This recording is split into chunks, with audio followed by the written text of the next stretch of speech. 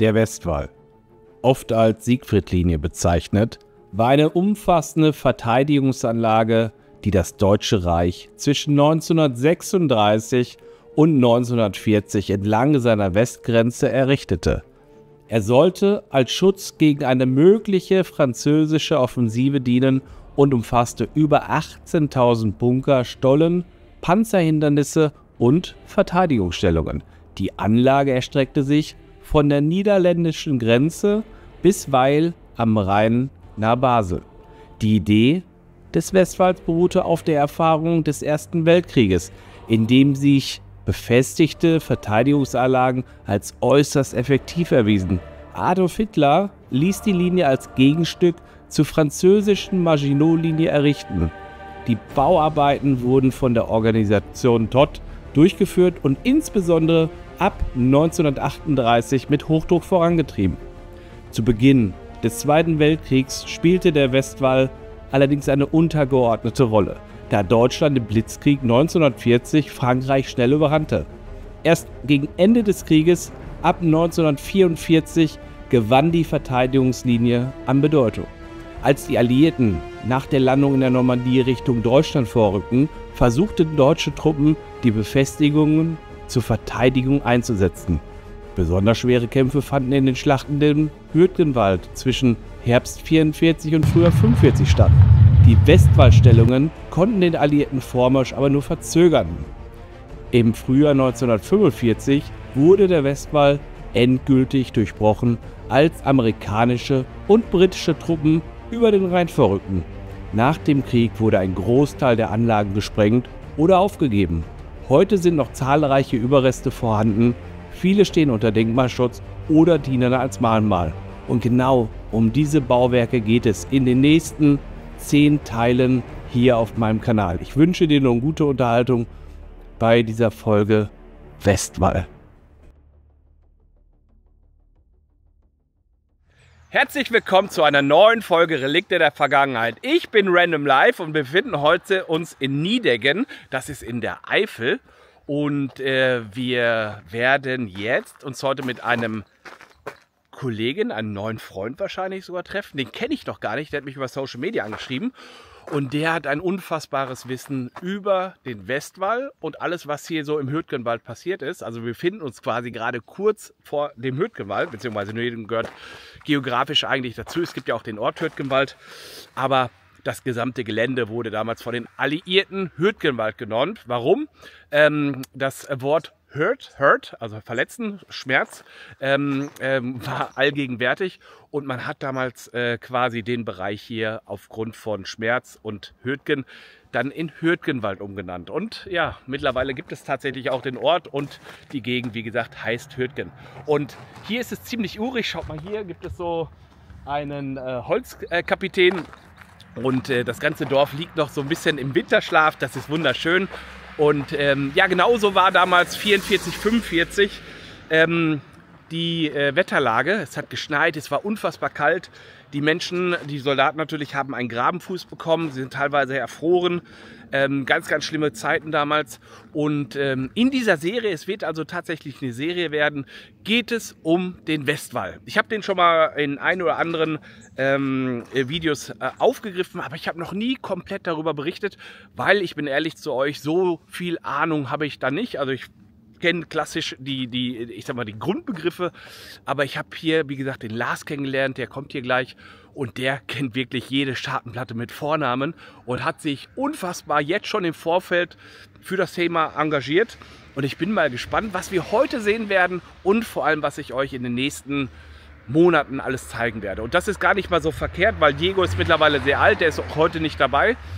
Und deswegen genieße ich es gerade, in den nächsten Monaten einfach hier bei mir im Umfeld Videos zu drehen. Also es geht in den nächsten Monaten sehr stark um Hürtgenwald, sehr stark um den Westwall, aber auch über Köln werde ich einige Videos drehen.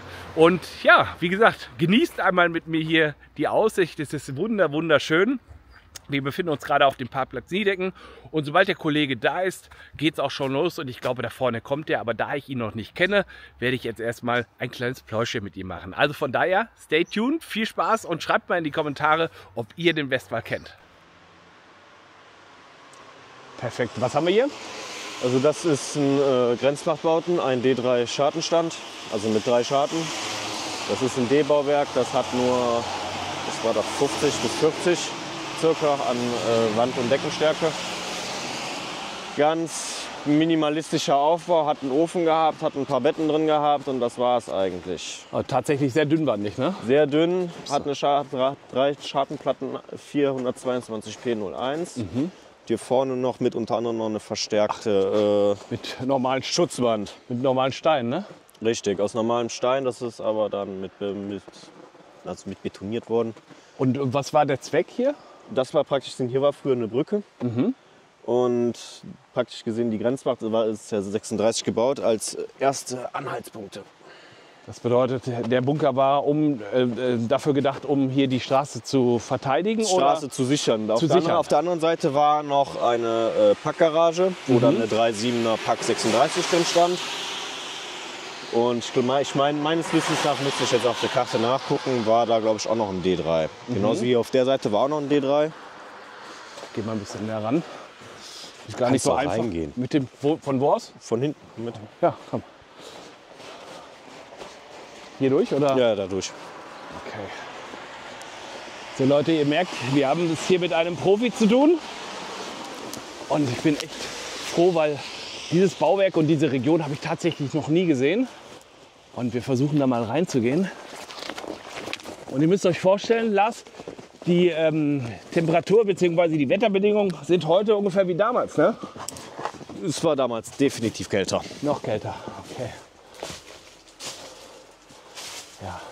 Und hier war die Schartenplatte vor? Hier war oder? die Schartenplatte drin. Aha. 422p01 mit Seeschlitz. Ah. Das war auch noch verschartet, oder? Genau, das war dann, da war dann ein kleiner Schieber drin. Hier war dann so ein Ach, großer. guck mal hier, ich sehe es gerade. Über die gesamte Länge. Ja, ne? genau. Davon waren dann 3 Stück drin. Hinter dir war dann Bezeichnung, glaube ich, 48p. Also das war eine normale Gewehrscharte. Die 422p01 hatte eine Stärke von 30 mm, also 3 cm. Die hier, die 48p8, ich muss nachgucken dafür. Ja. Die hatte ungefähr eine Stärke von 40 mm. Kannst du uns noch das hier erklären, diese Ausbuchtung? Das ist, wie in frühen Bauwerken meistens zu sehen, ist das die Lampennische. Also die hatten praktisch keinen Strom mehr drin, sondern die hatten dann eine Öllampe zum Beispiel jetzt da drin. Ah, okay. Und was haben wir für eine Deckenstärke? Weißt du das zufällig? Das müsste 50 sein. Okay, also wirklich noch rudimentär, ne? Ja, also, das ist nur fürs Nötigste. Das hier war dann der Ofen drin, oder das ist das okay. Ofenrohr. Verstehe. Interessant, dass das noch da ist. Und hier war der Eingang damals? Hier, da war der Eingang und hier ist noch der Abdruck von einer 48. Das bedeutet, das war die Schadeneingangsverteidigung, Genau, ne? das war die Eingangsverteidigung dafür. Das war eine normale Gewehrscharte. Und hier, was könnte hier gewesen sein? Das wird die Reste sein, da wo der Fernsprecher hängt. Ah, danke schön, danke schön. Und hier haben wir die letzte Schartenplatte, ne? Richtig, also die zweite. Die andere war dann hier. Siehst du hier noch den Abdruck? Ja. Das bedeutet, wir reden hier also tatsächlich von Karabinerscharten oder Nee, da MG? war dann hier dann war dann hier ein MG34 drin. Ah, okay. Bei jeder Scharte? Bei jeder Scharte. Oh, dann hatte das Ding aber schon ordentlich Feuerkraft, ne? Also ich gehe mal stark davon aus. Also die Schartenplatten sind fürs 34er vorgesehen. Ja. Da war dann hier, praktisch gesehen, hier ist dann die Lafette dafür. Ah, ja. Aha. Kommt dann hier ein Stab raus, die drehst du, dann machst du also schiebst du dann auf. Dann kannst du die dann rausstellen und kannst dann mehr rausschießen. Und man hat hier... Aber das Bauwerk hat sich ein bisschen verschoben, ne? Weil Die Sprengladung wird wahrscheinlich zentral gelegt worden sein, aber das kann man ja schlecht bestimmen. Ja, Dankeschön. Sehr gut. So, hier seht ihr mal die Dicke oder die Stärke von dem Beton. Ich würde sagen, hatten wir gerade gesagt, 40, 45? 40, 50. Ja. So, und so sieht das von außen aus, die Scharte. Hier ist, wie gesagt, vom Kamin. Ja, das ist die Treppenscharte. Treppenscharte. Ja, weißt du, wieso Treppenscharte genannt wird? Weil es Stufen da drin gibt. Richtig, und weißt du auch, wieso die Stufen da drin sind? Damit man ein möglichst kleines Eintrittsfeld hat, aber man trotzdem nach links und rechts gut wirken konnte. Ja. Was passiert denn, wenn das jetzt abgeschreckt wäre? Inwiefern abgeschickt? Wenn das jetzt so praktisch gesehen so einfach hochgehen würde. was passiert, wenn du da drauf schießt? Und du hast gerade die Scharte offen und schießt da raus. Achso, dann wird das abgelenkt und Dann wird das abgelenkt und geht nach drin. Ja, deswegen. Deswegen ist das eine Treppenscharte. Danke. Gut, ich glaube, das haben wir, das Bauwerk, ne? Ja. Ist das bewusst? Das ist bewusst. Das Bauwerk wird dann so integriert. Aha. Draußen siehst du ja noch den grünen Tarnunstrich, teilweise hier auch noch. Jo. Ja, also für ungeübte Augen könnte man auch denken, das ist Graffiti. ja, oder vielleicht sogar hier von der Witterung, ne? Ja, Aber das ist Farbe. es ist Farbe. So, hier sind wir durch, also es ist eng. Die Wände waren meistens weiß gestrichen und die Decken dann, also hier sind ja Träger drin und dann nochmal extra noch Platten. Aha. Und die Decken und also die Träger und die Platten, die waren Elfenbein gestrichen. Aber die Rückwand war eigentlich dunkel, ne? Weil wenn man reingeguckt hat. Richtig. Ja. Und deswegen niemals bei offener Scharte Feuer machen, ne? Ja, nee. Nee? Niemals Licht mal machen. Licht, Feuer. Feuer machen, Rauchentwicklung bei Tage bitte vermeiden. Ah ja, Mann, der Kollege kennt sich aus. Boah, Junge, da müssen wir erstmal durchkommen. Also ihr seht, Leute, das wird auf jeden Fall eine fett krasse Dokumentation mit super viel Wissen. Und da freue ich mich besonders drauf, weil dieses Wissen, ich bin ehrlich zu euch, kann ich gar nicht selber aneignen. Was haben wir da? Ah, die Farbe noch? Das ist die Farbe. Also ich meine, siehst du auf der anderen Seite auch. Ah, aber hier sieht es noch mal besonders gut. Die wirst du heute noch aufsehen. Sehr gut. Ja, Lars, Dankeschön erstmal. Dann gehen wir mal weiter.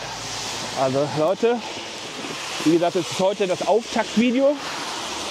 Und zu diesem Auftaktvideo wird es ganz, ganz viele Teile, wahrscheinlich so 9, vielleicht kriegen wir sogar 10 Stück hin. Wird auf jeden Fall spannend. So, meine Freunde, also wir sind jetzt hier an der sogenannten Höckerlinie oder Panzerkampfwagenhindernis. Kampfwagenhindernis, Kampfwagen- neuer Bauart und alter Bauart. Ah, okay. Und wir sind hier die alte Bauart, korrekt? Beides. Beides. Okay. Das ist hier Fusch. Also ein Kuriosum eigentlich, ne? Eigentlich ein Kuriosum. So, Leute, und damit ihr wisst, was das konkret ist, zeige ich euch einmal hier die Betonklötze. Man könnte auch sagen, es sind Panzersperren, umgangssprachlich, ne? Umgangssprachlich Sprache. Und die gab es halt in 2 Versionen. Und das ist die frühe Version hier, die 4. Das ist die 5-zügige, das ist die 50er, späte Version. Also neuer Bauart. Und kannst du dir einmal erklären, wie die funktionieren sollte oder funktioniert hat? Panzer sind von da aus, das ist Feindseite, oder? Das ist Feindseite praktisch. Da vorne steckt so noch ein Stück vom Infanteriesturmhindernis. Also da war Stacheldraht eingespannt. Ich sehe es. Die Panzer kamen dann praktisch hier drauf und haben dann hier aufgesetzt und konnten halt eben nicht mehr vor, nicht mehr zurück. Und dann im besten Fall hat dann der Packbunker das dann... Komm mit, oben ist besser. Ja. Ja? Oben ist besser. Okay. Deswegen. Da waren sie leichtes Ziel für die gegnerische... Also für die Deutschen. Genau. Der Panzer hat dann im besten Falle hat er dann aufgesetzt. Aha. Und hat dann praktisch gesehen, war dann bewegungsunfähig und damit konntest du den dann leicht abschießen.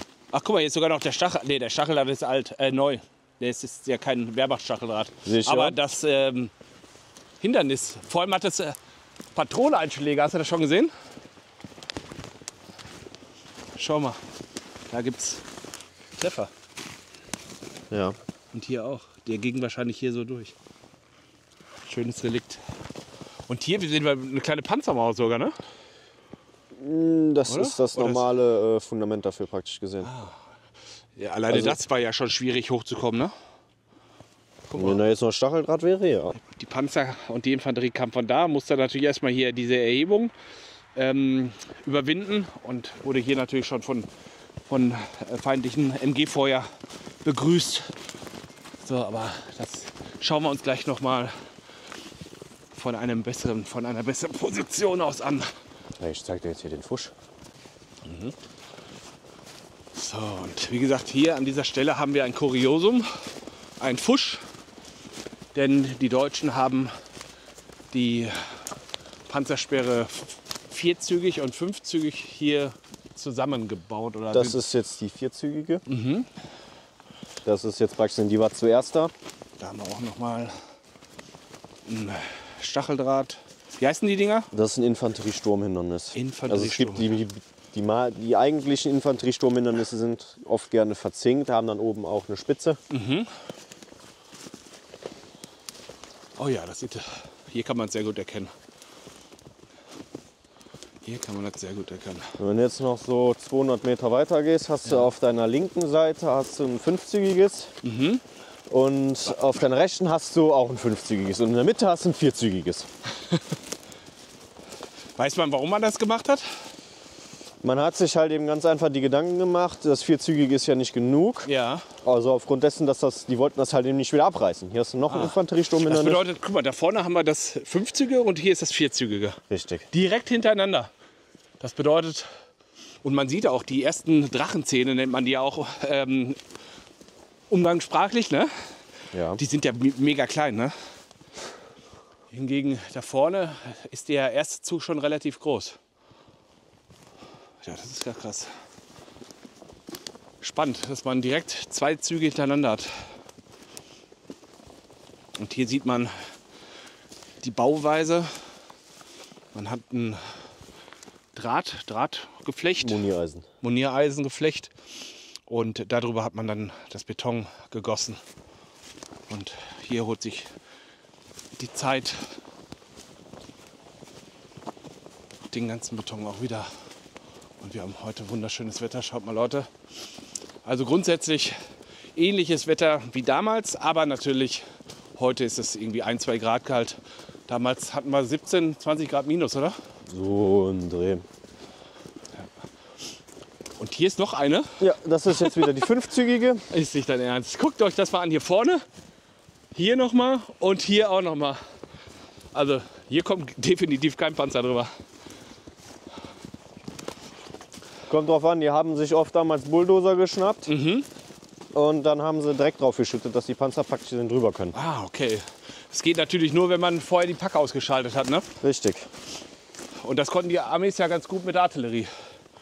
Na, Oder? die Bunker waren meistens guck gegen mal hier. die Artillerietreffer. Was haben wir denn hier? Das ist doch ein relativ großes Tier, oder? Nicht, dass wir hier auf dem Wolf irgendwie... Eifelbär. Eifelbär.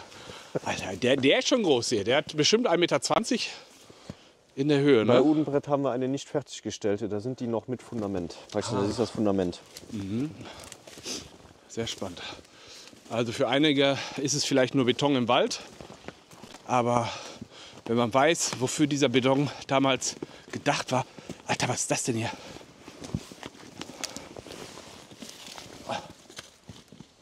Nix, oder? Ein Gullideckel oder so. Oh. Oh, das. Wir befinden uns ungefähr Wir haben es so. hier. Das bedeutet, das ist die komplette Verteidigungsstellung. Das ist die komplette Verteidigungsstellung. Und Die Punkte sind das Kampfwagenhindernis.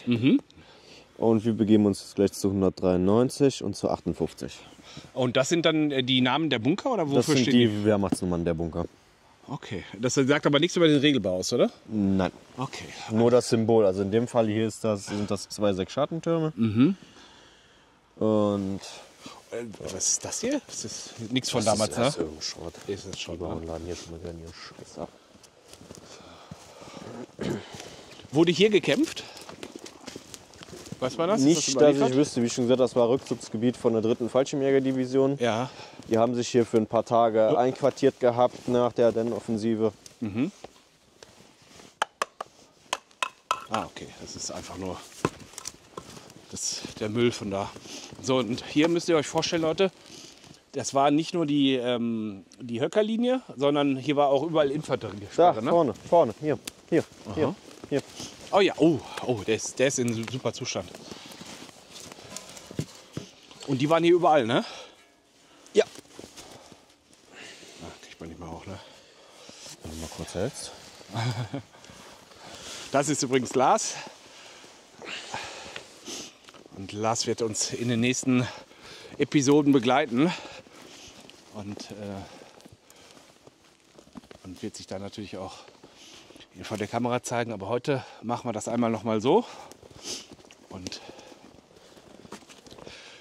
dann wird das auf jeden Fall... Was meinst du, wie viele Teile machen wir? 7, 8, 9, 10? 10. 10? 10 Machen wir die 10 voll, würde ich sagen, ne? Definitiv. Also Leute, wird auf jeden Fall etwas anderes Format als das, was ihr kennt. In der Regel ist es ja so Geschichtskanal plus Aufklärung und auch ein paar Details. Aber diesmal werdet ihr auf jeden Fall sehr, sehr viele technische Informationen bekommen. Und ich glaube, für Menschen und für Leute, die sich gerade für solche Sachen interessieren, wird das hier ein Leckerbissen. Also von daher, wir gehen jetzt erstmal weiter. Ich mache die Kamera aus und an dem Bunker sehen wir uns dann gleich wieder. Also bis gleich. So, wir haben also noch einen, sag noch mal den Namen. Infanteriesturmhindernis. Infanteriesturmhindernis gefunden. Und die sind aus, ich muss mal gucken, ob ich hier runter kann oder dass ich einen versinke. Ist das Edelstahl oder Das ist verzinkt. verzinkt? Überlegt mal, Leute, Da vorne steht sogar noch eins. über 80 Jahre. Hier, da vorne ist sogar Jo, noch eins. über 80 Jahre. Da würde ich jetzt an deiner Stelle Ja. nicht unbedingt durchlaufen. Nee. Alleine das hier, dieser Versatz hier, ist ja für die meisten Panzer schon schwierig zu überwinden. Für den Schirm auf jeden Fall. Ja, für Sherman auf jeden Fall. Königsjäger wird das wahrscheinlich schaffen mit seinem Laufwerk, aber Der hat auch breit genug, die Ketten sind auch breit genug, dass der hier praktisch den nicht aufsetzt. könnte passieren, ne? Also von daher, hier wäre kein Rüberkommen klassisch möglich gewesen. Wenn oben, und ihr seht es ja da oben, die Freundseite in dem Fall, nennen wir sie jetzt einfach mal, die deutsche Seite, die ist ja deutlich erhaben und erhoben. Und da waren ja die Packstellungen Hier und hatten die wir keine Verteidigungsstellungen drin, ne? Hier hatten wir keine Pack. Keine Pack? Keine Pack. Oh, wie haben sie denn die Panzer dann? Infanterie, Panzerfäuste, Ach krass, Panzerschreck. das ist krass. Aber ansonsten haben wir hier nur MG-Schartenstände, 6 Schartentürme, einen Beobachter, Unterstände, eine Doppel-MG-Kasematte. Das ist geil, oder? Also Leute, ich hätte euch hier auf jeden Fall jetzt eine falsche Information, eine Vermutung quasi mitgegeben. Und wie gesagt, dank Lars haben wir hier auf jeden Fall jemanden, der sich sehr gut auskennt. Und wenn er mal was nicht weiß, weiß er auf jeden Fall schnell, wo er nachgucken muss. Und mich hätte das hier auf jeden Fall gewundert. Vielleicht sind die Deutschen davon ausgegangen, dass man alleine durch die Panzerhindernisse keine Panzerdurchbrüche erwartet. Und deswegen hat man hier keine Packs hinterlegt. Oh, das ist gut. Aber genau weiß ich es natürlich nicht, warum hier. Vielleicht hatte man auch keine mehr, ne? Nee, das war einfach so vorgesehen für den Abschnitt dann praktisch hier sind. Ah, okay. Die Karte, die ich hier gezeigt habe, die ist von 1940. Ah, okay. Also das ist praktisch die letzte Baustandskarte. Also hier nochmal die Moniereisen, da seht ihr nochmal den Aufbau des Geflechtes. Es wurde dann geschalt. Also da wurden dann Holztafeln an der Seite dran gemacht und der Beton reingegossen. Hier sieht man leider die Verschalungsbretter. Hier sieht man die Verschalungsbretter noch ein bisschen, ansatzweise. Da könnt ihr es sehen. Vorne. an den Oh großen. ja. So. Da. Also Lars hat auf jeden Fall ein sehr gutes Auge dafür. Und dafür, dass wir uns heute erst kennengelernt, Lars, verstehen wir uns schon ziemlich gut, ne? Ja. Das freut mich sehr. Also hier kann man es auf jeden Fall deutlich besser erkennen. Aufgrund des Schnees allein schon. Ja, und nur mal ein Größenvergleich. Ich bin 1,80 und mein Kopf ist ungefähr mit Kinnhöhe, also ich denke 1,60 ist das Ding. Das ist schon groß, Leute. Nochmal bitte. Und da vorne ist der nächste Bunker. Und was haben wir hier vorne? Das ist normal. Ich gehe mal stark von normalen Stellungen aus. Also quasi Karabiner oder Karabiner, MG MP, vielleicht. Hier. Hier, Graben. Nicht zu verwechseln mit Foxholes, ne? Nee. Foxholes war ja, um sich zu sichern, ne? Die haben sich ja eingegraben und das waren klassische Stellungen. Das hier ist praktisch in einem Schützenloch. Also ein Unterstand. Waren Baumstämme drüber, ne? Richtig, waren Baumstämme drüber. Dann geht dann hier vorne der Graben lang. Ah ja, und dann war Bis hier, dann hier in die Stellung. und dann konnte man hier mit seinem Karabiner oder was man halt hatte Oder MG. oder MG wirken. Und man hat die Baumstämme immer doppelt genommen, ne? Manchmal sogar dreimal. Das kann ich dir jetzt auch nicht sagen. Das hat ja mehr oder weniger mit dem Westwold zu tun. Ach, guck mal hier. Was ist das? Das ist irgendein Müll, der Das ist ausgesondert wurde. eine Hutschiene hier. Eine Erde ist das. Ja, das eine ist Erde. eine Erdung. Wow. Alter. Welchen Regelbau haben wir hier? Das ist ein C4. Wofür steht C4? Kann man das? C4, das ist ein MG, ein 6-Schartenturmstand. Ah, deswegen auch rund, ne? Ja, das hier oben ist der 6-Schartenturm. Alter Vater. Da fehlt halt eben nur die komplette Decke. Ja. Das ist ja ein Highlight. Also Leute, Westwall habe ich mir ja schon viel angeguckt. Aber ich habe noch nie einen 6-Schartenturm im Westwall gesehen. Und ich stehe jetzt gerade... Vorrichtung dafür. Bitte? Die Vorrichtung für den 6-Schartenturm. Ja. War der denn fertig? Der war fertig, aber Der das war war ein 6-Schartenturm in D. D heißt Ausbaustärke oder? Ja, ich such's dir kurz raus. D ist die Ausbaustärke. Das ist praktisch wie der Oh, der hat aber schon dicke Mauern, ne? Das ist 80 cm. Boah. Unten auch der Notausgang. Da vorne, ne? Ja, das Ja. mit der Schartenplatte wieder mal 448p. Und also hier war eine MG drin oder was war hier in diesem? Hier war dann 6 Schartenturm drin. Also praktisch eine Kuppel Ja. mit 6 Scharten. Hast du ein Bild, das wir einblenden können? Muss ich raussuchen. Okay, dann blenden wir das jetzt ein, wenn wir es finden. Dass ihr euch auch vorstellen könnt, was ein Schartenturm ist und wie vielleicht sogar der Bunker ausgesehen hat. Weil hier ist natürlich jetzt nicht mehr viel zu holen. Aber das, was halt spannend ist, Entschuldigung, dass ich dich unterbrochen habe, dass man hier die Wandstärke von 80 cm sieht. Die Deckenstärke war auch 80 cm? Auch 80 cm. Also grundsätzlich 80 cm. Und alleine die Ingenieurleistung finde ich schon krass, dass man das hier so rund gegossen hat. Oh, darf ich aber? Ja, danke. Ich muss mal gucken, wie wir das so. Also so müsst ihr euch das vorstellen. Genauer gesagt eigentlich so. Wir stehen jetzt genau. Wir stehen. Der ist spiegelverkehrt. Jo. Spiegelverkehrt. Wir stehen mehr oder. Hier, ne? Hier. So. Ich gesagt, der hatte nur einen Bereitschaftsraum und halt den 6 Schartenturm. Okay, aber das, was eigentlich für euch interessant ist, Leute, ist, dass ihr versteht, was ein Schartenturm, ein 6-Schartenturm ist. Es ist quasi eine Panzerglocke, ne? Genau. Aus Metall. Welche Wandstärke haben wir ganz grob? Die 20P7 hat zum Beispiel 210 bis 220 mm. Leute, das macht der gerade aus dem Kopf. Ne? Das ist schon bemerkenswert. Bedeutet, oben war halt eine Panzerglocke aus Panzerstahl drauf. Ja. Gehärtet natürlich. Je später im Jahr. Auch teilweise mit, also dann hier praktisch war dann Optiken drin. Ah. Und in der Mitte unten war auch ein Panzerrund Seerohr. Und was für eine Bewaffnung hatte man da drin? Da waren dann zum Beispiel jetzt, ich nenne jetzt mal ein Beispiel aus dem 114b, den es unten an der Saar gibt. Da waren dann 2 Schartenlafetten 34 drin mit dem MG 34, also 2 Stück. Wow. Und die konnten parallel bedient werden? Die konnten gleichzeitig bedient werden. Ihr müsst euch vorstellen, die hatten ja eine riesige Kadenz, die Maschinengewehre. Und 2 davon ist schon. Praktisch, du kannst hier das Schussfeld abdecken und du kannst hier das Schussfeld wiederum abdecken. Und was Lars gerade gesagt hat, das wissen wahrscheinlich nicht viele, vielleicht also die Cracks auf jeden Fall unter euch, ist eine Waffe zur Niederhaltung. Also stellt euch vor, ein Zug, in der Regel ein Zug, ne? Hat Karabiner, hat vielleicht auch einen leichten Mörser oder was auch immer und ein MG 34. Dann war das MG 34 dazu da, die gegnerischen Einheiten niederzuhalten, die anderen, also der restliche Zug rückte vor, um Feuerdeckung zu geben. Habe ich das ungefähr richtig wiedergegeben? Ich habe ganz kurz nicht zugehört. Okay. Aber wird schon ungefähr der Fall gewesen sein. Wird schon ungefähr so der Fall Ja, genau. gewesen sein. 423P01D mit einer Stärke von 60. 60 Wiegt Zentimeter. 2,32 Tonnen. Wisst ihr, was damit passiert ist? 6,32 Tonnen. Guck mal, überleg Die mal. Dinger wurden ausgebaut und verschrottet. Da vorne siehst du noch einen Haltebolzen dafür. Hier auch, ne? Ja. Das bedeutet, man muss ja hier da mit dem Kran reingefahren sein. Ne? Also, du kriegst ja keine 6 Tonnen, hattest du ja gerade gesagt? Ja, 6 Du Tonnen. kriegst ja keine 6 Tonnen einfach mit Menschenkraft bewegt. Schon spannend, Leute. Und der ganze Wald ist voller Bunker gewesen. Wir Bünkerchen. haben heutzutage noch 2 6-Schartentürme und glaube ich noch 3 Unterstände weiter oben. Cool. Und schaut mal die Sonne. Mega. Und ich würde sagen, wir gehen jetzt weiter, oder? Wenn du nicht noch rein willst. Das ist Okay. das ist eine Betonplattform. Okay. Also, er hat gerade den Hinweis gegeben, geh doch noch mal rein. Und ich habe mir gedacht, das sieht irgendwie nach Schnee aus und ich breche da gleich 3 Meter ein. Aber wir riskieren das einfach mal für das Video. Also, ich vertraue mir einfach mal. Ich springe da mal rein. Und es hat gehalten. Geil. Genau, der hat den Gewehrschartenverschluss 48P8. Aha. Ich gucke mal, ob ich gerade ein Bild davon einblende.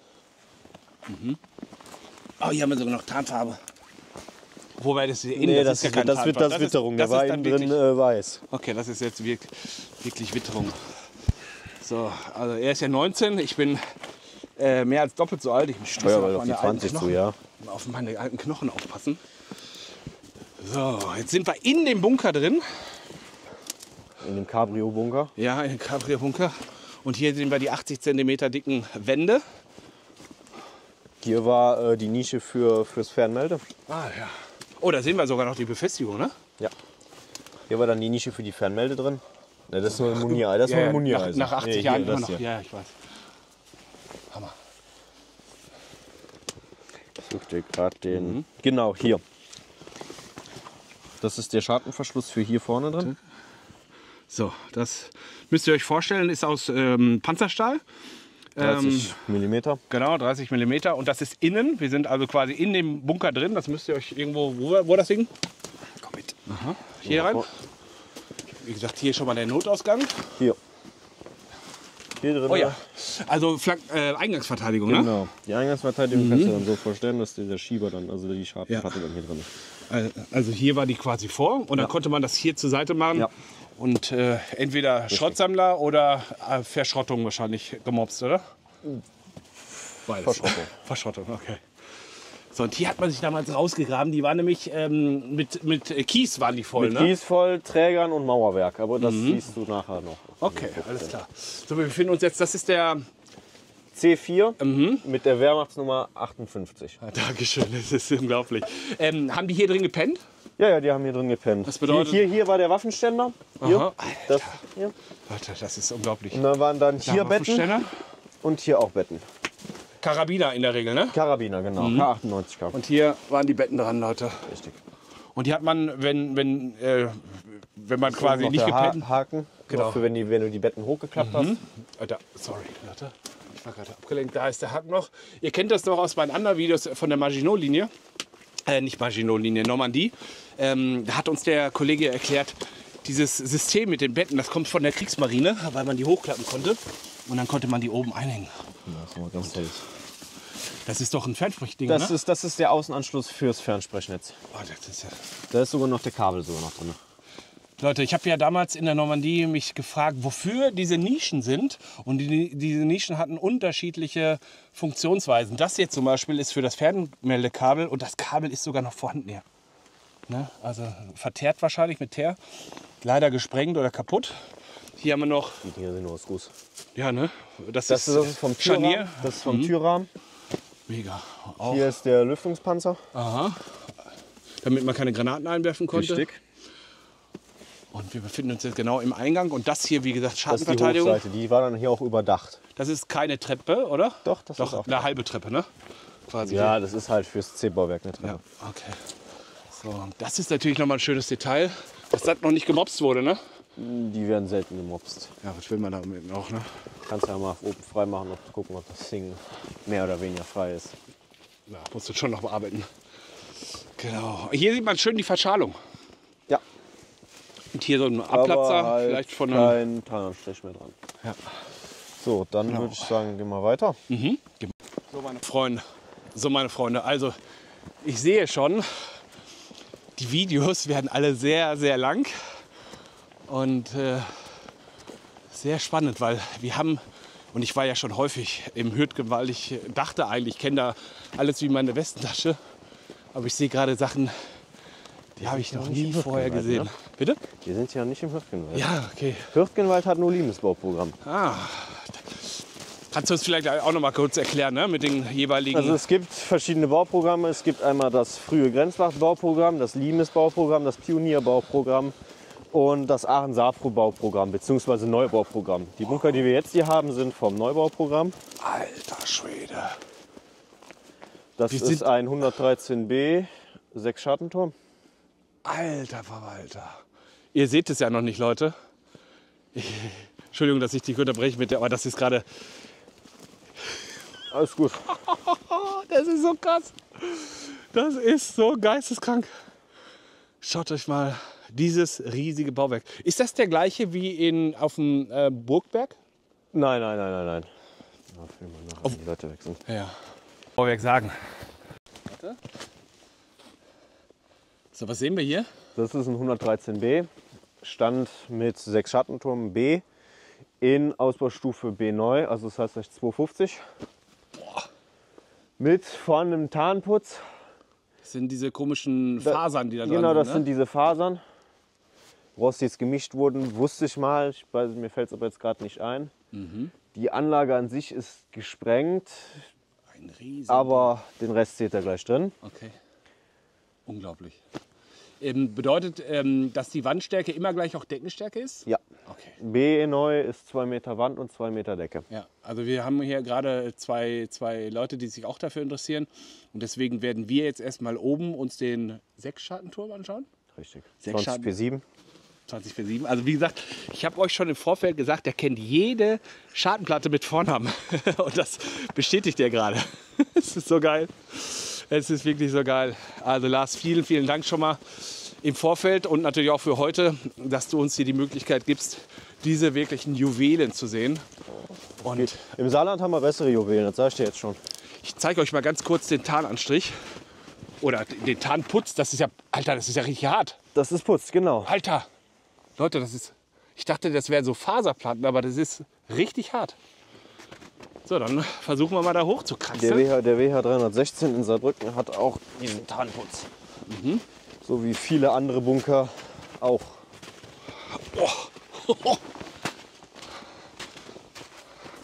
Mega.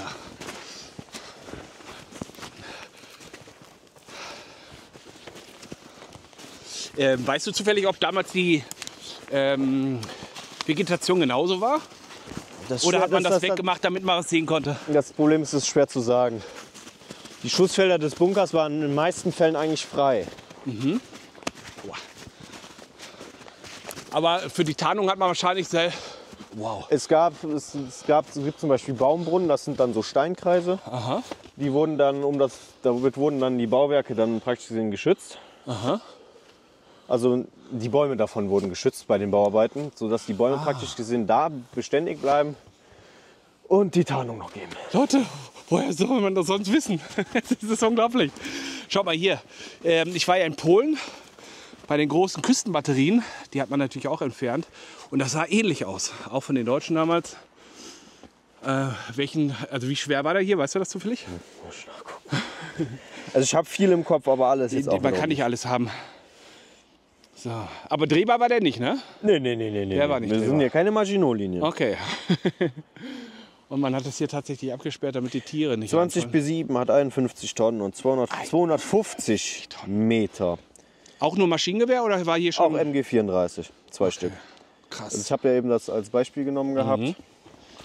Der hat Maße, also Innendurchmesser mal Höhe mal Stärke ist 2250 mal 2645 mal 250. Also das heißt, 250 ist die Stärke. Hammer, oder? Wie gesagt, man kann nicht alles im Kopf wissen, aber er hat es einfach dabei. Das ist so geil. Das ist so geil. So, also wir gucken mal, dass wir hier wieder gesunden Fußes runterkommen. Ich komme auf jeden Fall gesunden Fußes runter. Ob du hier wieder gesunden Fuß runterkommst. Ich rutsche einfach auf drauf. Dann Ja. So Leute, Du kannst auch hier gerne mal was gleiten. Lars, ich weiß nicht, bist du schon mal mit jemandem mit Kamera unterwegs gewesen? Nee. Das bedeutet, heute ist quasi unser Debüt. Wir lernen uns ein bisschen kennen. Er lernt das mit der Kamera so ein bisschen kennen. Der lernt quasi auch meinen Drehstil kennen. Und dann wird er bei den nächsten Malen auch ganz anders vor der Kamera mit uns agieren. Und heute ist quasi ein bisschen reinkommen. Ein bisschen, wie gesagt, kennenlernen. Ich glaube, ich wiederhole mich da. Und dann gibt es 10 geile Folgen mit einem fulminanten Abschluss, den wir aber noch nicht verraten. Ich kann euch auf jeden Fall sagen, da braucht man eine Strickleiter mit 10 Meter und es sind unendlich viele Hohlgangsysteme. Und wir müssen uns, wie gesagt, abseilen und müssen in Felsspalten reinklettern. Das wird richtig, richtig gut. Also wenn ihr das feiert, dass wir hier für euch den Westwall machen, dann lasst gerne mal einen Kommentar und ein Abo da. So, was haben wir jetzt noch mal hier? Das ist ein 113B. Ausbaustärke B. Das heißt gleich 2,50 Meter geht es hier hoch. Das sind jetzt bestimmt 7 Meter, 6 Meter, ne? 2,50 Meter. Nee, ich meine in Summe. Also von da 2,50 Meter dann hast du hier vielleicht Ja. 2,50 plus 2,50 sind wir bei 5 Metern. Ja. Roundabout. Das ist krass. Ist das Wandfarbe, die wir hier sehen, oder ist das Vegetation? Das ist Vegetation, aber wie schon gesagt, der Tarnputz hier dran ist noch authentisch. Ja, also der Tarnputz war dafür da, dass die Flieger das nicht aufklären konnten, Genau. oder? Und natürlich aus der Entfernung die Infanterie auch nicht. Richtig, in den meisten Fällen gab es aber auch noch oben, also beziehungsweise was heißt in den meisten Fällen, eigentlich ist das bei jedem Regelbau so, gibt es oben Haken für Tarnnetze. Das heißt, du kannst Tarnnetze hier runterspannen. Verstehe. Okay, sollen wir mal reingehen? Ich gehe vor, du erzählst. Gerne. Hier haben wir wieder die Nische für. Aber das sind jetzt zum Beispiel nur Nischen für die Lagerung. Und da kannst du, sagen wir mal, Sachen reinstellen. Und das hier? Das hier war eine Gittertür drin. Auch wieder mal eine P-Nummer. Die Gittertür kann ich aber nicht auswendig. Nicht wichtig. Und wie schon gesagt, hier war eine Gittertür drin. War das für die Tür hier? Genau, das war für die Tür. Leute, meine ganzen Fragen werden heute beantwortet. Wie geil. Ey, meine ganzen Fragen. Boah. Hier war dann noch eine kleine Treppe noch drin. Jo. Und dann kommen wir jetzt praktisch gesehen hier erstmal in den Vorraum.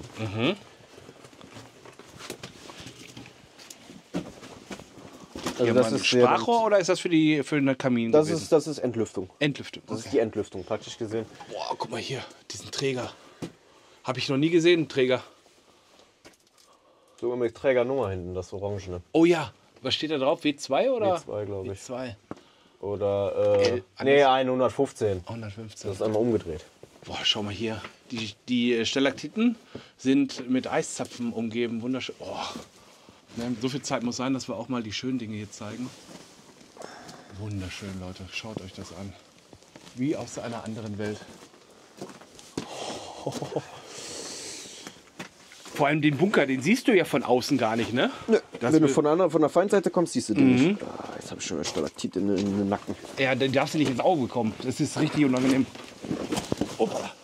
Du bleibst hier eher am Munieisen hängen. Ja. Das ist dann jetzt auch wieder Entlüftung. Praktisch ab hier beginnt dann die Gasschleuse. Hier war dann ein Überdruckventil drin. Das bedeutet, hier waren die Überdruckventile Genau, dran? hier war ein Überdruckventil drin. Leute, die habe ich euch ja, Entschuldigung, die habe ich euch ja schon so häufig gezeigt, die Überdruckventile. Und das erste Mal sehen wir den Flansch, wie die anmontiert waren. Mega. Praktisch gesehen konnte das Bauwerk ja auf 2 Bar Überdruck gebracht werden. Ja. Und das ist aber Originalfarbe, ne? Das ist Originalfarbe, Da, Leute, das wollte ich euch gerade mal zeigen. Originalfarbe. Man hat nicht nur grün, sondern auch ein bisschen schwarz mit eingebracht, ne? Ja. Und hier, schau mal hier, das mit dem Eis. Wunderschön. Schon gesagt, du befindest dich jetzt gerade in der Gasschleuse. Unglaublich schön. Man muss aufpassen, weil die Eiszapfen und die Stalaktiten in Kombination, die sind schon ordentlich spitz, ne? Wenn man die in den Nacken kriegt. Und dann kommt noch das Muniereisen und dann Ja. das Ende. Guck mal, hier wächst schon ein richtiger Baum rein. Boah. Das hier wäre dann der Eingangsbereich dann gewesen. Natürlich war es hier nicht so tief, das ist alles gesprengt. Man sieht auch die, wie sagt man dann, die Abplatzung von den Sprengungen. Und das Holz. Wow. Damit es ein bisschen gemütlicher war, ne? Nee, das Holz wurde oftmals auch versetzt. Da wurden dann Nägel reingekloppt, da konntest du dann was drauf aufhängen. Und man sieht sogar hier noch die Einspur, also da wo die Nägel drin waren.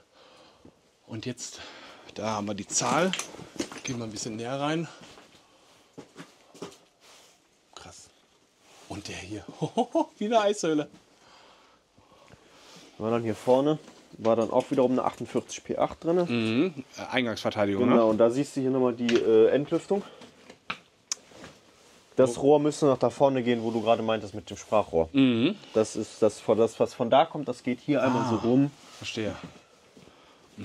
Ich schon gesagt, hier war dann auch wieder mal eine. Und hier ist das Rohr, guck mal, da sehen wir es. Nee, das ist wieder B-Lüftung. Achso. Ah. Das ist wieder B-Lüftung. Was Das ist von der Ansaugung. lohnt sich das da runter zu gehen? Nein, ne? Das würde ich an der Stelle nicht machen. Hier vermodert schon das Holz. Also wie gesagt, man muss wirklich aufpassen, dass man sich die Birne nicht stößt. Schon oft vorgekommen. Und totes Tier haben wir gesehen, ne? Gerade. Brauchst noch ein paar Zähne. Irgendwie ein Greifer oder so, ne? Irgendwie ein Fuchs, Wolf, keine Ahnung. Auf jeden Fall ein Predator. Und das sieht ja auch. Und hier war dann noch eine Zwischenwand noch drin. Also die ging dann ungefähr bis nach hier vorne. Damit wurde dann der Raum unterteilt. Hier war eine Gruppe und da war eine Gruppe. Gab es auch einen Kommandantenraum? Hier in dem meines Wissens nach nicht. Boah, das Ding ist ja riesig, ne? Ja. Wie viele Leute waren hier also wie viele Soldaten waren hier untergebracht? Müsste ich auch wiederum nachgucken, aber an die 20 bestimmt. Also ich was- das 2 Gruppen. Was haben wir Das hier? ist der Verpflegungsraum gewesen. oder ist wohl eher noch der Verpflegungsraum. Das ist wahrscheinlich der einzigste intakte Raum hier in dem ganzen Bauwerk noch. Man hat die häufig auch mit Wasser gefüllt und gesprengt, ne? Ja. Weil man die sonst nicht sprengen konnte, ne? Den hier können Sie davon ausgehen, dass der nicht mit Wasser gesprengt Vor allem, wurde. wo holen die sonst das Wasser hätte her? Mit Löschfahrzeugen oder? Wassertanks. Wassertanks. Was für ein Aufwand, ne? Ach, guck mal, hier haben wir sogar noch die Nummer. Da. Das ist ja schöner Fund. Hier haben wir auch wieder die Belüftung oder Entlüftung. Das Problem ist, es ist schwer zu sagen, wenn der Flansch nicht mehr dran ist.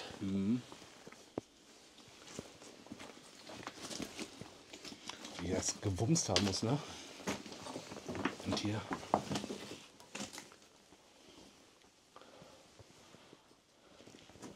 Das, wo du jetzt gerade drauf zusteuerst, ist der Munitionsraum gewesen. Und dann hier vorne ist der Sechsschartenturm. Krass. Jetzt stehen wir drin, Leute. Wir waren ja gerade draußen. Und jetzt stehen wir in dem Sechsschartenturm. Der Sechsschartenturm hatte, also der Raum vom Sechsschartenturm hatte sogar seinen eigenen Lüfter. Hier war dann wieder die Entlüftung. Ja, man muss ja auch, ne? Wenn so zwei MG34 schießen. Ja, aufgrund eigener Gasgefahr. Dann war dann hier ist die Belüftung. Da. Mega. Absolut mega Bauwerk. Aber Leute, ich kann euch nur den Tipp geben, macht das nicht nach, weil die Nummer ist definitiv nicht ungefährlich. Weil du den Kopf stoßen kannst. Ja, du kannst dir den Kopf stoßen, du kannst dir aber auch das Auge hier, ne, an so einem Ding einfach ausstechen. Oder hier ist auch nochmal die Nummer. Oder einfach nur den Kopf stoßen. Auf der anderen Seite war auch eine Nummer, ne? Ja. Oder, ich weiß nicht, ob es im Westwall auch Anlagen gibt, wo die Luftverhältnisse schwierig sind. Ja, gibt es. Gibt es, ne? Das bedeutet, jetzt haben wir natürlich hier einen Profi dabei, der die ganzen Anlagen schon besichtigt hat. Aber wenn ihr mal auf eigene Faust solche Anlagen erkundet, dann kann es halt auch dazu führen, dass ihr eine Anlage betretet, wo einfach zu wenig Sauerstoff ist. Und was dann passiert, kennt ihr bestimmt. Ihr fallt einfach in Ohnmacht und sterbt. Es ist zwar ein schöner Tod, aber muss ja trotzdem nicht sein. Ne? So, wir gucken uns hier noch mal um, machen ein TikTok-Video und dann sehen wir uns draußen noch mal wieder. So. Einen Blick. Ich gehe mal mit den Jungs und Mädels raus. Und dann gehe ich wieder rein. Warte mal, komm Ja, mal her. er hat noch was. Ich hab noch was. Ja. Aber was denkst du, wofür ist hier diese Ausbuchtung? Diese Ausbuchtung hier. Hier ist eine Ausbuchtung. Hier geht ja eigentlich Dass die man Wand sich lang. vielleicht hier verstecken konnte? Das ist die Durchgangsnische. Ach so, damit welche reinkommen und du... Damit, wenn jetzt Alarm ist, dass du dann reingehen kannst, praktisch gesehen. Und halt eben derjenige, der raus bleibt, dann halt eben hier stehen. Verstehe. Hier hast du wieder deine Lieblingsnische. Ja, hier ist mit Kabel, ne? Oder ist das ein Sprechrohr? Nein, ne? Nein, das ist kein Sprechrohr. Sprechrohr gab es aber auch, ne? In den Tobruk-Bunker, ne? In den Tobruk-Stellungen. Ich habe noch nie Tobruk-Stellungen gesehen. Hast du noch nicht? Ich war noch gar nicht am Atlantik, weil Krass. Spezialgebiet Westwall. Ja, so Leute, also ich gehe da jetzt noch mal rein und melde mich gleich wieder.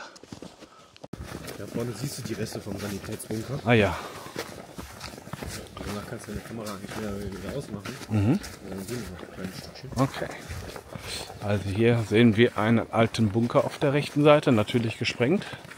So wie viele Anlagen hier. Geschliffen. Ja, geschliffen sogar? Der ist geschliffen. Siehst du doch. Okay. Jo.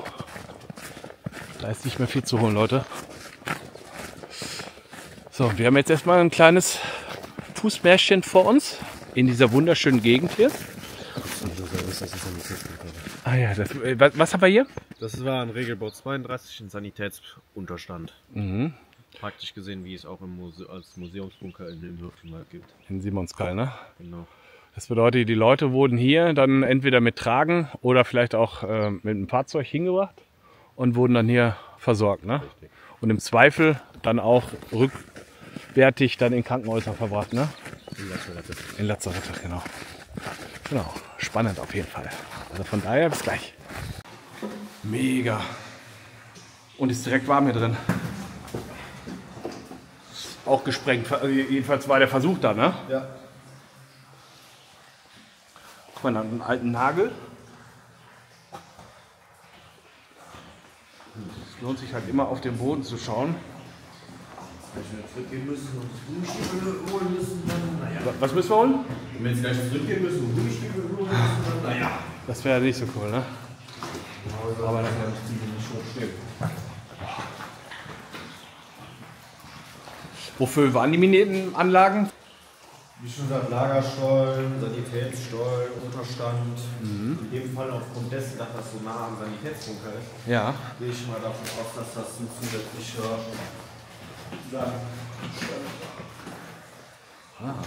Spannend.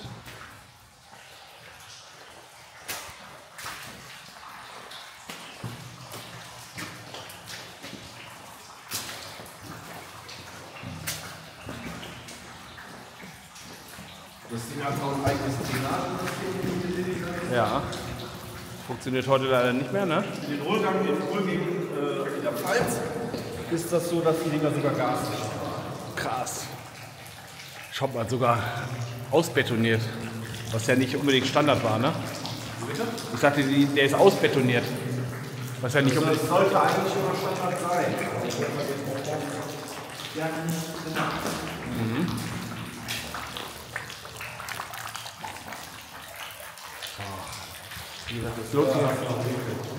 Hier, ne? Das Metallding. Es lohnt sich halt immer auf den Boden zu schauen, Leute.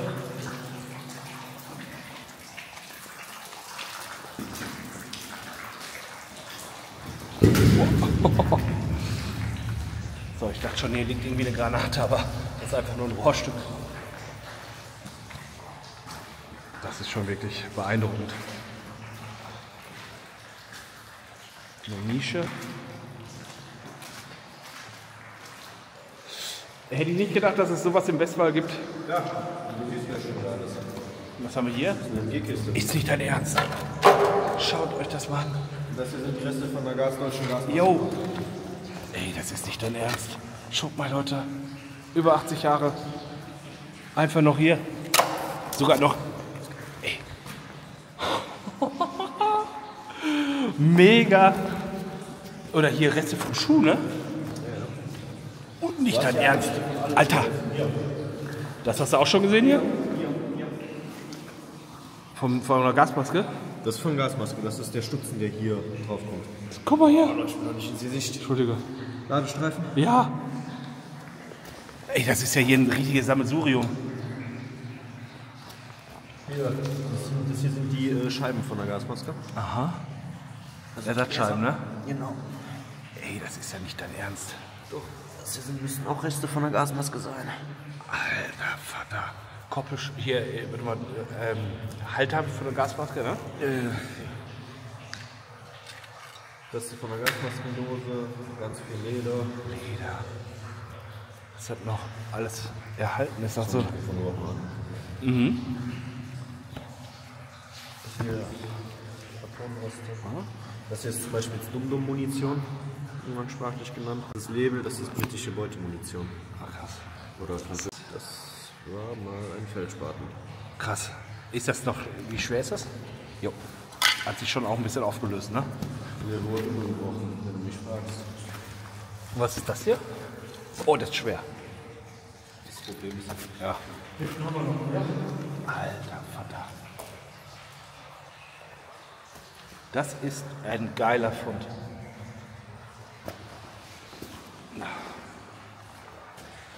Das ist wirklich geil. Das sind die Rohre, ne? Wasserrohre. das sind die Leitungsrohre. Die Leitungsrohre. Ja. Ei. Alter. Die sind verschossen, alle, ne?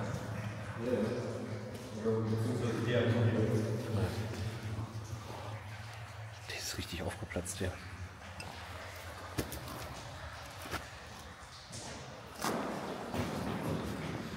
Ey, das ist. Also das ist wirklich geisteskrank. Ist nicht dein Ernst? Warte mal kurz. Hier ist ja alles voll. Das ist alles voll. Ja klar, pass mal auf. Ist der ganze Haufen hier.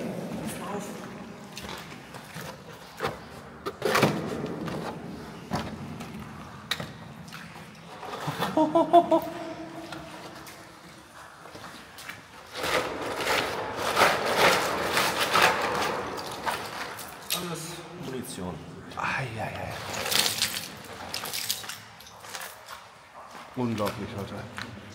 Quasi Munitionslager gefunden. Hier hast du zum Beispiel den Deckel. Das ist jetzt der Deckel von der deutschen Munitionskiste. Alter, Und das hier sind die Reste von der deutschen Munitionskiste. ist nicht dein Ernst. Das hier müsste französische Gasmaskendose sein. Ey, dass es das nach 80 Jahren noch gibt. Hier ist noch mehr kleinen Scheiß. Stoff sogar. Die ganzen Patronen, Leute. Hier Ring von der Gasmaske. Unnormal. Leder, alles voller Patronen. Ein Kamm. Hier ist sogar ein Kamm. Ein Kamm. Also ein Teil vom Kamm. Alter, hätte ich das gewusst, hätte ich mir einen Handschuh mitgebracht. Leder. Der muss aus dem Wasser raus, Leute. Boah. Und da geht's sogar nach oben. Das ist eine komplette. Hammer. Das ist so krank.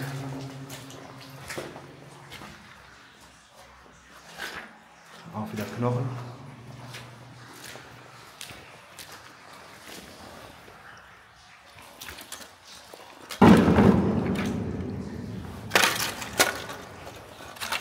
Altes Draht, alter Draht.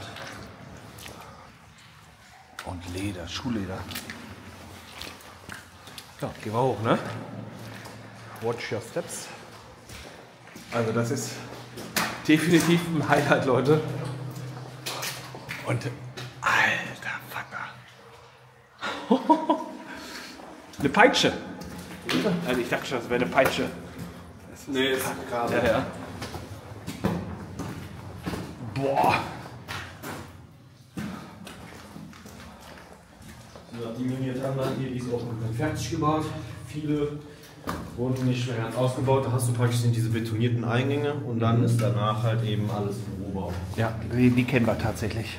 Das hier ist für uns tatsächlich neu. Das ist der Eingang, wo wir gerade vorstanden. Ja, das ist der Eingang, wo wir dann vorbeigegangen sind. Hier siehst du auch wiederum, wie sie versucht haben, diesen Eingang zu sprengen. Und da sehen wir das nackte Gestein. Aber haben sich nicht wirklich viel Mühe gegeben, ne? Ich gehe auch mal stark davon aus, dass die gesprengten Trümmer hier rausgeräumt worden sind. Das kann sein. Weil das ist der andere Stein hier. Ja, das sind Steine von der Mauer, die davor schon waren. Boah, guckt euch mal das an. Das ist schon absolut krass. So, ich mache jetzt mal ein paar Fotos. Mit der Kamera. Ja, die ist schon... So Leute, wir haben hier einen Fundamentrest gefunden. Also es könnte vielleicht eine Schranke sein. Könnte aber auch was komplett anderes sein. Also schreibt mal in die Kommentare, wenn ihr eine Idee habt, was das sein könnte. Hier ist so eine Ausbuchtung. Das sieht auf jeden Fall danach aus, dass man hier diese Straße sperren wollte. Pass auf, Augen. Jo. So, meine Freunde. So, was sehen wir hier? Das ist ein Limes-Regelbau, also ein 10a. Mit 2 Mausscharten. Und das Schöne hier dran ist, dass die Blechverkleidung von der Mausscharte noch vorhanden ist. Und da gehen wir rein? Nee, nee. Das ist praktisch gesehen die eine MG-Scharte. Ah, okay. Oh ja. Da wurde das Maschinengewehr drauf montiert, ne? Genau, mit Lafette. Oh, da sind sogar noch die Haken an der Wand. Richtig gut. Ja, die hat was ausgehalten, ne? Aber Die hat aber auch nur, es gibt das sehen, das wirst du auch noch sehen Ja. in der Serie dann. Es gibt im Saarland, bei Dillingen gibt es auch einen 10er. Der hat starke Beschussspuren hier drauf. Ah. Und der hat aber auch innen drin noch eine tschechische Schartenplatte. Ja. War das damals nicht so hoch oder weil man muss ja irgendwie Das schießen? war damals so hoch. Ach, die sind abgesagt, die Bunker. Genau, die hier war eigentlich als mit Beton verplombt. Warum es jetzt aufgebracht wurde oder freigemacht wurde, weiß ich nicht. Ja. Weil überleg mal, es ergibt ja keinen Sinn. Du kannst ja nicht einfach da hochschießen. Genau, richtig. Es kann natürlich sein, dass der Bunker abgesackt ist, oder? Nee. Ich gehe mal stark davon aus, dass der Bunker hier einen provisorischen Gefechtsstand gebildet hat. Weil es sind ja 2 Stück davon da. Ansonsten ergibt das eher weniger Sinn. Weil das einzig freie Schussfeld hast du aus der Scharte. Ja. Aber auch nur nach vorne, ne? Nur zur Seite hin praktisch gesehen. Ja.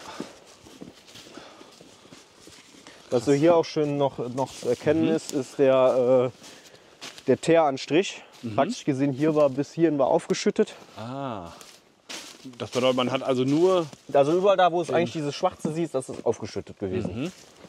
Verstehe. Man hat nur die Stück Scharte gesehen, dann hier mit grüner Farbe oder Tarnanstrich. Schon teuflisch, ne? Wenn du da hinten im Wald bist und auf einmal... Ja, schießt- teuflisch ist der Ort hier sowieso. Hier werden schon mal gerne Schwarzmessen abgefeiert. Ah, okay. So. Hier müsste es doch auch Stellungen geben, Grabensystem, oder? Nee, hier gibt's nichts. Hier gibt es nichts zu sehen. Gehen Sie bitte weiter. Wow, Alter! Das Ding ist ja riesig. Ist auch nur B. Alter Da hast du noch Schwede, kein Leute. A-Bauwerk gesehen. Das ist mal richtig groß. Schaut mal hier. Das sah ja gerade ganz klein aus von vorne. Und jetzt finden wir so einen riesen Trümmer. Gehen wir rechts rein? Da, wo du willst. Dann gehen wir rechts rein. So. Wenn du keine Angst hast vor Spinnen. Nö, nicht Wie schon mehr. gesagt, hier war auch eine Gittertür drin. Früher standen noch die Namen immer oben drüber. Ne? Im Bula stehen die da. Na, das ist auch nur nachträglich. Ach so. Oh, ist das trocken hier. So, wieder Treppenscharte, ne? Ja, mit Schartenplatte 57p Schlag mich tot. Hammer. Mit dem Türrahmen sogar noch drin. Alter, Da schon. siehst du, wie die Türen getrennt wurden.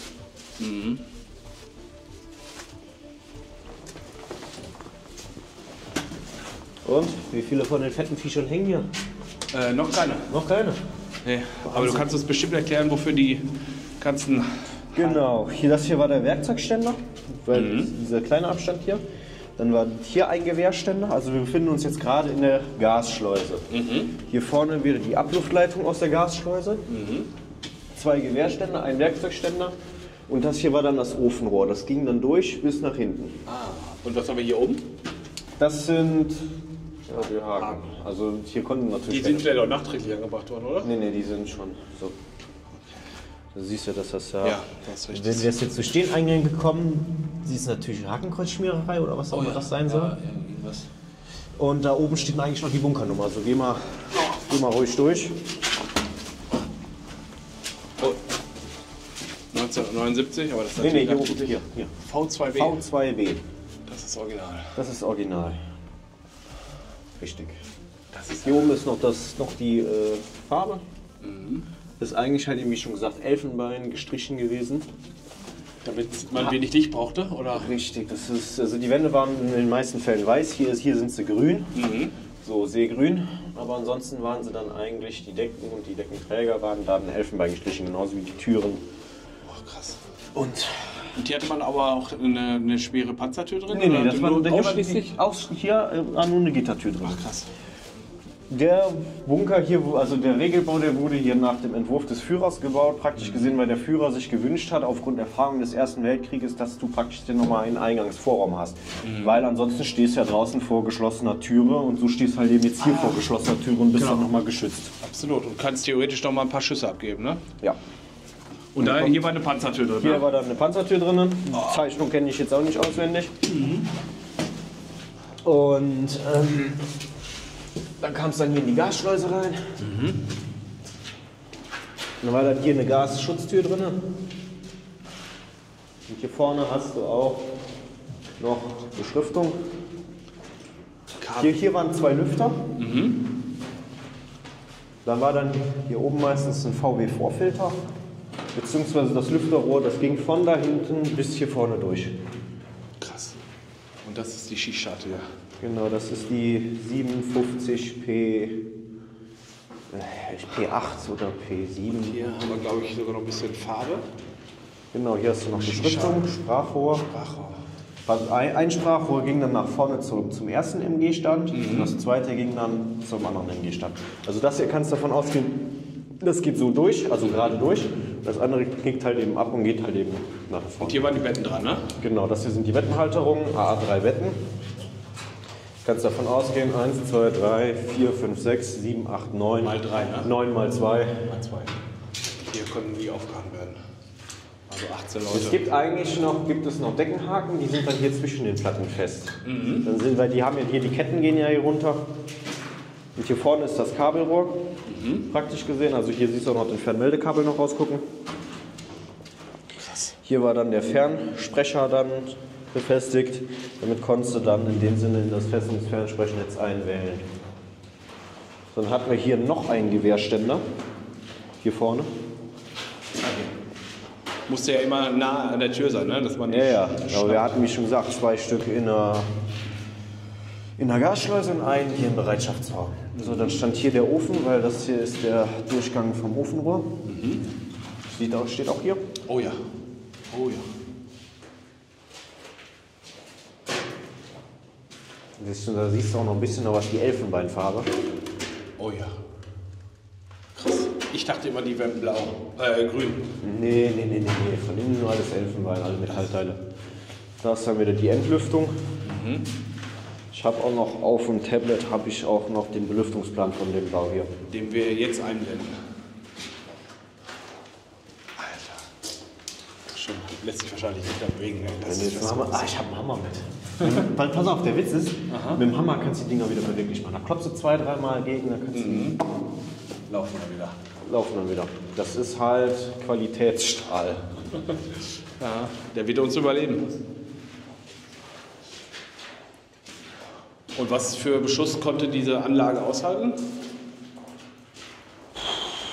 Auf jeden Fall mehr wie 250 Kilo Bomben. Ja, vor allem muss Also was denkst du denn, wofür? Wir haben ja hier nicht nur die Stahlträger, wir haben auch diese Platten, diese Metallplatten zwischen den Trägern. Ich würde Splitter sagen, ne? Hä? Gegen Splitter. Überleg doch mal, wenn da jetzt eine Bombe oben drauf fällt und dir praktisch gesehen haut die mehr und mehr durch. Es wurde ja schon mal getestet, da hat sich die Decke nur verformt. Ja. Also praktisch kam nichts ins Innere. Und die Gassicherheit konnte dadurch auch noch erhalten bleiben. Gassicherheit. Es ging nur um Gassicherheit und Splitter wahrscheinlich, ne? Gassicherheit, Splitter. Ja. Obwohl das mit dem Gas eigentlich irgendwann dann weniger Bedeutung also gespielt hat, aufgrund dessen, dass es halt eben ist nicht mehr Erster Weltkrieg, weißt du? Ja. Sehr spannend. Leute, da habt ihr auf jeden Fall mal jetzt gelernt, wieso diese Regenrohre funktionieren. Und grundsätzlich die Funktionsweise von solchen Bauwerken ist ja immer ähnlich, ne? Meistens schon. Ja, Besonders bei Limes ist das halt eben ganz einfach so. Hast halt eben nur in sehr wenigen Fällen richtige Panzerteile drin. Ja. Also wie Schartenplatten. Aber das ist schon... Würde ich mal sagen, dass wir aber jetzt mal in den Kampfraum mal gehen. Ja. Ich mach noch einmal hier. Die Drohne habe ich dir da hingestellt. Dankeschön. Pass auf, weißt du, was der Oberkracher ist? Ne, was denn? Wir haben nicht nur einen davon hier, wir haben gleich 2. Ah, Der nächste steht direkt da vorne. Da. krass. Also das ist quasi ein Gruppenunterstand mit angehängtem Kampfraum, oder? Ja. Oh, guck mal, das ist auch selten, ne? Dass Ja. man hier noch die Die kannst du sogar noch hochklettern. Steigeisen hat. Die kannst du sogar noch hochklettern. Was aber hier? Das ist eigentlich die eigentliche Eingangsverteidigung. Aha.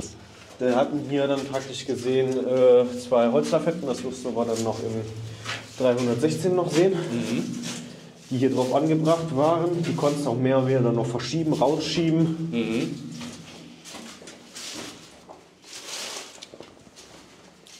So, das war das Schussfeld.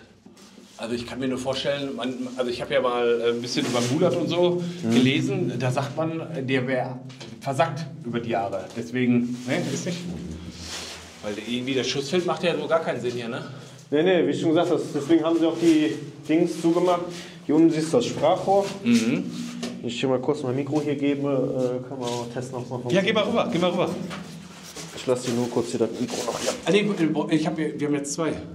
Ja, das hört doch sonst mit, wenn ich schon die Hole, weißt du? Du bist schlau, Ja, hat er recht, Leute. Also wir testen jetzt mal das Sprachraum, mal gucken, ob das noch funktioniert. So.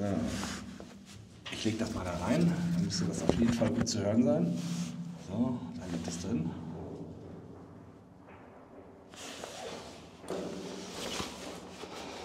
Achtung, Achtung! Alter, yo! Ich höre dich! Sag noch mal was. Hörst du mich? Ich höre dich sogar sehr gut. Perfekt. Krass. Danke. Funktioniert. Leute, ihr habt's gehört. Also es klingt ein bisschen weit weg, aber ich konnte ihn ziemlich gut hören. Also es funktioniert. Die Technik oder die Idee eines Sprachrohrs funktioniert auch heute noch. Mega. Mega gut.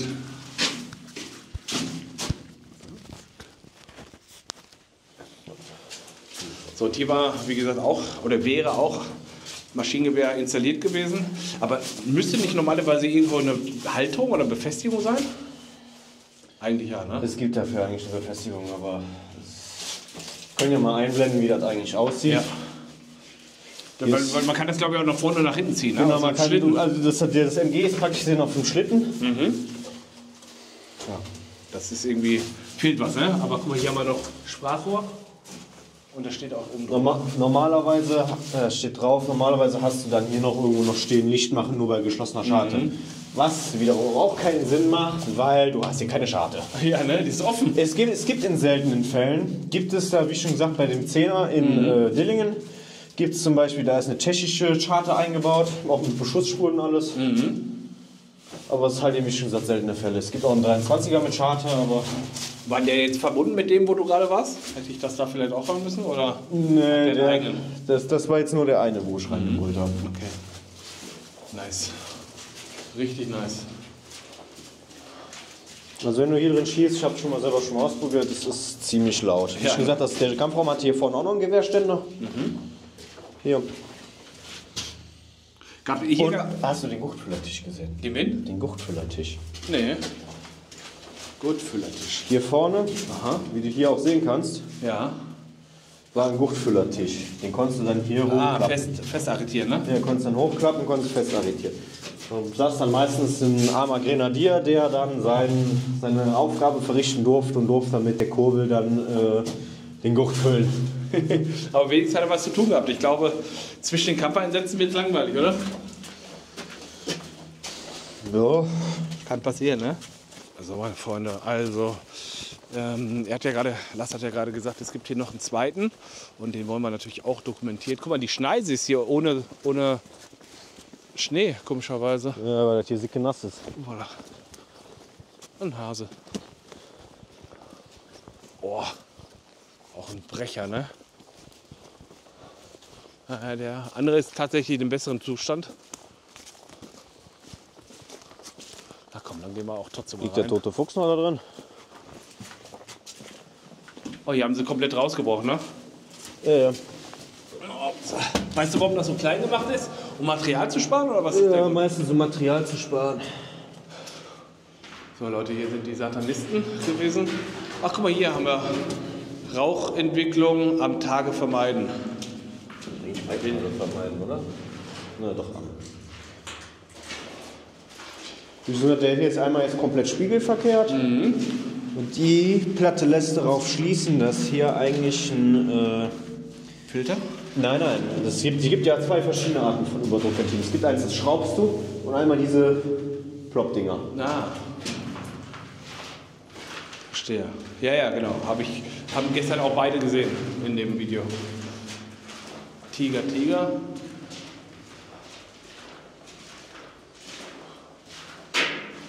Hier kommt die Dorfjugend hin, Leute. Nee, das sind die Leute, die hier die schwarzen Messen halten. Hier sehen wir mal ein Rohr noch. Schon gesagt, es kommt halt eben auch immer drauf an, welcher Festungspionierstab hier war und gebaut hat. Hier hast du zum Beispiel noch Die Halterung für das Rohr? für die Halterung für das Rohr. Mit einfachsten Mitteln, ne? Aber es hat gehalten. Ja, die habe ich bei mir übrigens zu Hause auch gemacht. Aber da gehen wir jetzt nicht lang. Irgendwo steht hier noch V2A jetzt. Ah, so. Hier. Hier. Leider auch überpinselt. V2A. Die Schrift ist sogar noch original.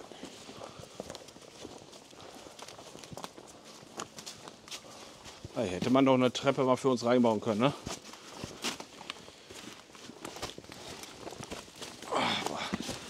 Auch hier Monier oder Steigeisen noch vorhanden. Auch noch begehbar. So, Waffenhalter werden wir gleich wieder sehen. Hier. Das Gute ist, ich weiß jetzt schon mehr als vor unserer Tour. Das ist gut. Die hatte auch nicht wirklich. Die war genauso beschissen. Ja, das macht irgendwie Das alles. hat hier wieder Gurtfüllertisch. Sprachrohr haben sie zubetoniert, Die Frage ist nur, warum? weil der Kampfraum hier keinen Sinn ergibt. Ja. Und auch keinerlei Befestigungen. Vielleicht hätte man hier einfach einen anderen Regelbau hinsetzen müssen, ne? Das bringt nichts. Du hast auch selbst mit einer MG-Kasematte hier keine Ich meine ohne MG. Einfach nur ein Gruppenunterstand. Wäre vielleicht sinniger gewesen, oder? Ist halt Festungspionierstab 22, glaube ich. Büren. Hier sieht man aber, dass die Ausgänge schön ebenerdig sind und da ging dann der Weg runter. Danke an alle fürs Zuschauen. Ich möchte mich ganz herzlich bei euch bedanken. Danke, dass ihr dieses besondere Video bis zum Ende geschaut habt.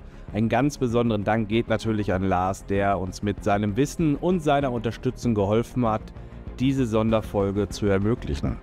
Dieses Video ist ein Initialvideo, also eine Art Einleitung, um euch einen ersten Einblick über das spannende Thema Westwald zu geben. Wir haben hier die verschiedenen Aspekte zusammengestellt und neu präsentiert, thematisch geordnet und natürlich mit einigen Einblicken, die ihr vielleicht so noch nicht gesehen habt. Freut euch auf mehr. In den nächsten Videos werden wir die Themen rund um den Westwald noch detaillierter und mit Lars vor der Kamera vertiefen. Es wird also spannend. Also bleibt dran, abonniert meinen Kanal und aktiviert die Glocke, damit ihr nichts mehr verpasst. Danke nochmal für eure Unterstützung und wir sehen uns im nächsten Video hier auf meinem Kanal.